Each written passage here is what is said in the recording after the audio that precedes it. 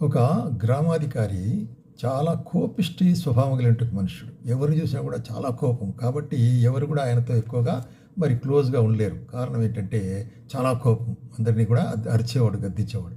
అటువంటి ఆయన ఒకసారి ఏం చేశాడంటే తీర్థయాత్రలకు వెళ్ళాడు. ఒక నెల దినములు తీర్థయాత్రకు వెళ్ళి వచ్చిన తర్వాత మరి తనతో కూడా ఉండే వాళ్ళందరినీ సమకూర్చి మాట్లాడుతున్నాడు. అప్పుడు అందరూ అనుకున్నారు, అబ్బో! ఎంత శాంతపరుడైపోయినాడు, కోపం అంతా పోయింది అని అనుకున్నారు.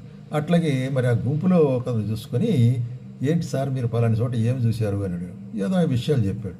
మరి రెండోసారి మళ్ళీ ఇంకా ఏ విషయాలు సార్ అన్నాడు.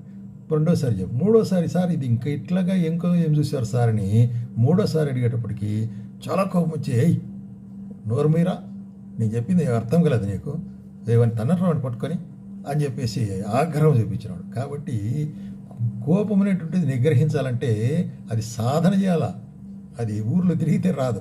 కాబట్టి సాధన ద్వారా